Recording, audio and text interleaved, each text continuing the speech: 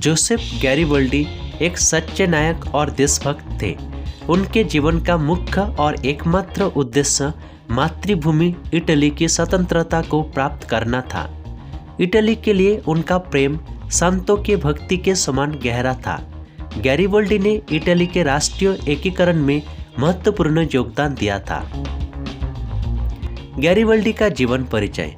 गैरिबल्डी का जन्म 4 जुलाई 1807 में फ्रांस के निस नामक कस्बे में एक नाविक परिवार में हुआ था। इटली दीर्घकाल तक विदेशी सत्ता की क्रीड़ाभूमि रही और उसके देशभक्तों ने विशेषकर 19वीं सदी में उसे विदेशियों के चुंगल से मुक्त करने का निरंतर प्रयास किया। उस आज़ादी की लड़ाई में मात्सिनी और गैरिबल्डी अग्रणी थे। गैरिबल्डी का राजनीतिक जीवन। गैरिबल्डी जब पैदा हुए तब इटली कई राज्यों में खंडित था।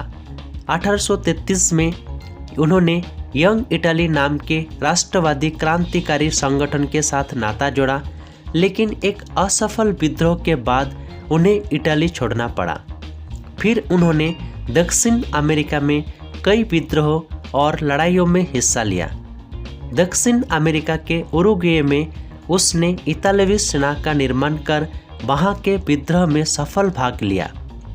उरुग्वे के स्वतंत्र गणराज्य की सरकार स्थापित करने में उनकी भूमिका बहुत महत्वपूर्ण थी।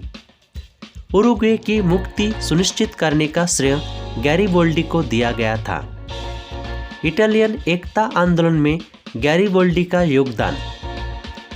इटली में जब आंदोलन चला तब वह स्वदेश लौटा और अपनी सेवाएं चार्ल्स अल्बर्ट को समर्पित कर दी। वहाँ उसने एक स्वयंसेवक सेना प्रस्तुत की, पर शीघ्र ही हारकर उसे स्विट्जरलैंड भागना पड़ा।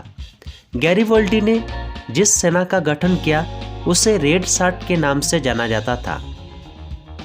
सिसिली और नेपल्स की सेनाओं को गैरिबल्डी ने बार बार परास्त किया और विजय के विक्रम से उसने नेपल्स में भी प्रवेश किया, जहां इमानुएल को प्रतिष्ठित कर वह स्वयं फ्रांसीसियों के बच्ची कुची सेना को नष्ट करने में लग गया।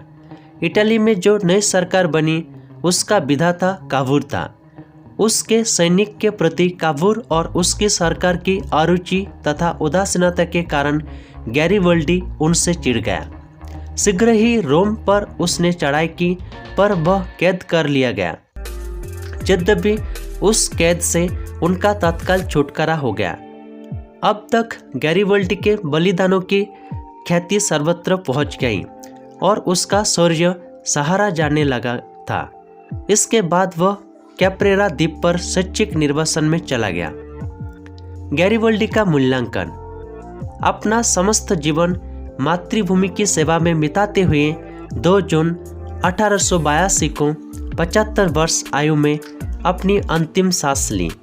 आधुनिक इटली के निर्माता के रूप में गैरिबल्डी को मात्सिनी के साथ साथ हमेशा याद किया जाएगा, जिसने अपने व्यक्तिगत स्वार्थों के परवाह किए बिना अपना जीवन अपने देश की सेवा में बिताया।